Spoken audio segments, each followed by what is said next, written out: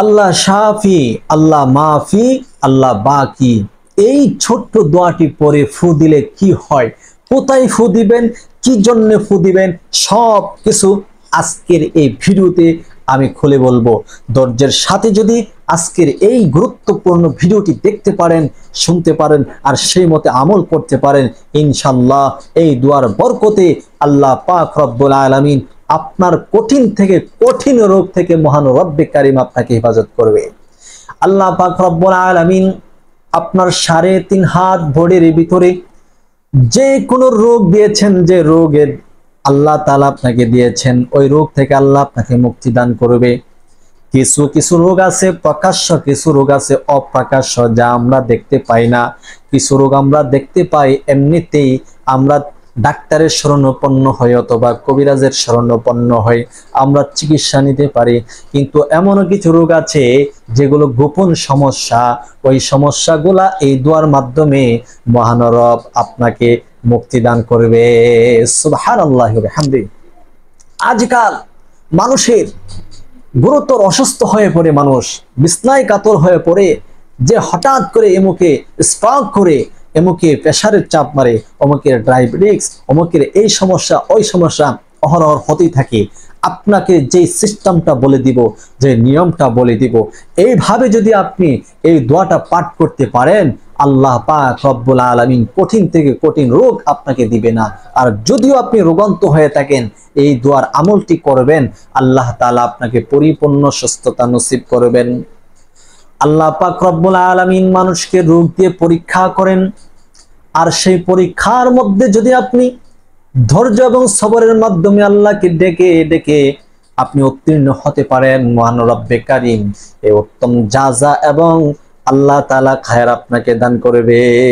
এই জন্য রোগ সুখ বালা মুসিবত এগুলো যা কিছু আছে সব কিছু আল্লাহ তাআলার পক্ষ থেকে আসে।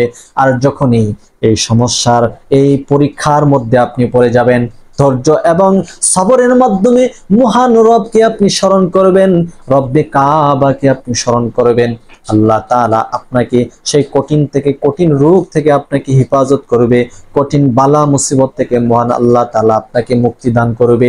রোগ শোক যেমন আল্লাহ তাআলার নিয়ামত, অসুস্থতা আল্লাহ তাআলার নিয়ামত, ঠিক তেমনি সুস্থতাও আল্লাহ তাআলার নিয়ামত। আর সুস্থতা যেমনি আল্লাহ তাআলার বড় নিয়ামত, অসুস্থতাও আল্লাহ তাআলার নিয়ামত।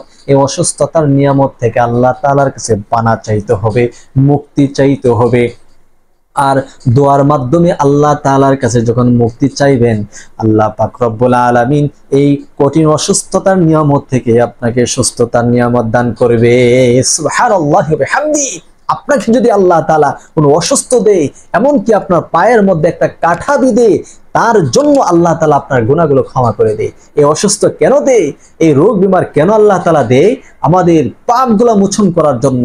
আমরা মানুষ, আমরা যে সমস্ত পাপ করি, এই পাপগুলা থেকে আমরা মুক্তি আল্লাহ তাআলার কাছে মুক্তি চাই না। সেই জন্য আল্লাহর পেয়ারা বান্দা, আল্লাহর পেয়ারা বান্দীদেরকে আল্লাহ তাআলা পছন্দ করে, আল্লাহ তাআলা ভালোবেসে বেশে তাদেরকে রোগ শোক দিয়ে তাদের পাপগুলা মোচন করে দেয়, তাদেরকে রোগ থেকে আল্লাহ তাআলা মুক্তি দান করে।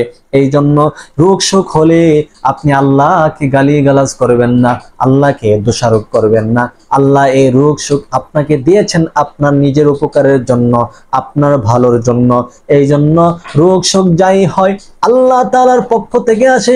আল্লাহকে বলবেন, আল্লাহ আপনি রোগ দিয়েছেন, আপনি রোগ ভালো করার মালিক, অতএব আমাকে রোগ দিয়েছেন, এই কঠিন পরীক্ষা আমার মধ্যে কমজোর, আমি সহ্য করতে পারবো না, পরীক্ষায় পাশ করতে পারবো না, মেহেরবানি করে এই রোগ থেকে আমাকে মুক্তি দান করেন, সুস্থতার নিয়ামত দান করেন। আল্লাহর কাছে ধৈর্যের সাথে যখন আপনি আল্লাহকে ডাকবেন, সবরের মাধ্যমে আল্লাহকে ডাকবেন, আল্লাহ তাআলা আপনার কঠিন থেকে কঠিন রোগ আল্লাহ তাআলা মুক্তি দান করবে। সুবহানাল্লাহ।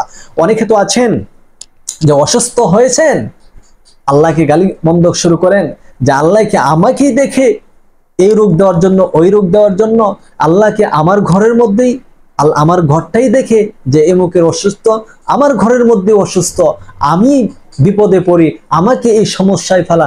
এগুলো হচ্ছে কঠিন থেকে কঠিন একটি কথা। যে কথার মাধ্যমে মহান রব আপনার প্রতি রাগান্বিত হবে এবং গুসা করে আল্লাহ তাআলা আপনার উপর আযাব দিবে, গজব দিবে, সেগুলো হচ্ছে গজব এবং আযাব আসবে। এজন্য সাবধান, বলেও এই সমস্ত কথাগুলা বলবেন না। রোগ সুখ আল্লাহর নিয়ামত, আপনি এই নিয়ামত থেকে উদ্ধার হওয়ার জন্য সুস্থতার নিয়ামত আল্লাহ তাআলার কাছে চাইবেন, কামনা করবেন। তো আসুন এই দোয়াটা আপনি কিভাবে আমল করবেন। এই দোয়ার আমল করার জন্য সর্বপ্রথম আপনাকে নিজে পবিত্রতা অর্জন করতে হবে। আপনি চাইলে আপনার রোগ সুখ হলে আপনি নিজে আমল করবেন, নিজের জন্য নিজে করে নিতে পারবেন। চাইলে আপনি অপরের জন্য এই আমলটি করে দিতে পারবেন, তাতেও সমস্যা হবে না, সুস্থ হয়ে যাবে ইনশাল্লাহ। আপনি যেই আমলটি করবেন নিজে সুস্থ হবেন, নিজে সুস্থ হয়ে পবিত্রতা অর্জন করে নেবেন। নিজে পবিত্রতা অর্জন হয়ে 3 বার ইস্তেগফার আদায় করে নেবেন। আস্তাগফিরুল্লাহ রাব্বি মিন কুল্লি যামবি ওয়া আতুবু ইলাইহি। আস্তাগফিরুল্লাহ রাব্বি মিন কুল্লি যামবি ওয়া আতুবু ইলাইহি। আস্তাগফিরুল্লাহ রাব্বি মিন কুল্লি যামবি ওয়া আতুবু ইলাইহি। এরপর 3 বার দুরূদ শরীফ পড়ে নেবেন। আল্লাহুম্মা সাল্লি আলা মুহাম্মাদ ওয়া আলা আলি মুহাম্মাদ কামা সাল্লাইতা আলা ইব্রাহিম ওয়া আলা আলি ইব্রাহিম ইন্নাকা হামিদুম মাজিদ। আল্লাহুম্মা বারিক আলা মুহাম্মাদ ওয়া আলা আলি মুহাম্মাদ কামা বারাকতা আলা ইব্রাহিম ওয়া আলা আলি ইব্রাহিম ইন্নাকা হামিদুম মাজিদ। এইভাবে 3 বার ইস্তেগফার, 3 বার দুরুদে ইব্রাহিম পাঠ করা কমপ্লিট হয়ে গেলে আপনি পাঠ করবেন আল্লাহ শাফি, আল্লাহ মাফি, আল্লাহ বাকি। এরপর যে অসুস্থ তার বুকে অথবা তার মাথায় একটি অথবা তার চেহারার মধ্যে একটি ফু দিবেন। আবার পড়ে নেবেন আল্লাহ শাফি, আল্লাহ মাফি, আল্লাহ বাকি। আবার তার চেহারার মধ্যে একটি ফু দিবেন। এরকম ভাবে 7 বার এই দোয়াটি পাঠ করবেন, আল্লাহ শাফি, আল্লাহ মাফি, আল্লাহ বাকি। এভাবে 7 বার আপনি এই দোয়াটা পাঠ করবেন। এরপর তাকে আপনি ফু দিবেন। আল্লাহ শাফি এর অর্থ হলো আল্লাহ রোগের একমাত্র চিকিৎসক। আল্লাহ মাফি, আল্লাহই ক্ষমাকারী, তিনি পাপ ক্ষমা করেন। এরপর আপনি পাঠ করবেন আল্লাহ বাকি, দুনিয়া ক্ষণস্থায়ী, কেবল আল্লাহই চিরস্থায়ী।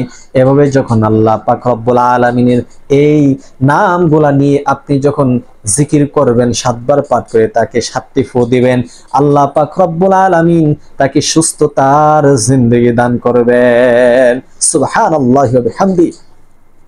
তো আপনারা এই নিয়মে যেভাবে বলেছি সেই নিয়মে আমলটি করে 2টা হাত তুলবেন। অসুস্থ ব্যক্তি থেকে অসুস্থ ব্যক্তি যেন আল্লাহ তাআলা সুস্থ করে দেয়, এই জন্য আল্লাহ তাআলার কাছে 2 হাত তুলে কান্না মোনাজাত করবেন। আল্লাহ তাআলা আপনাকে অথবা যে অসুস্থ তাকে সুস্থ করে দিবে। সম্মানিত দর্শক, এই গুরুত্বপূর্ণ এই রুকিয়া, এই চিকিৎসাটি আপনারা যারা দেখছেন সবাই শেয়ার করবেন, নিজের জন্য উপকার এবং অপরের জন্য উপকার হবে। আসসালামু আলাইকুম ওয়া রাহমাতুল্লাহি ওয়া বারাকাতুহু।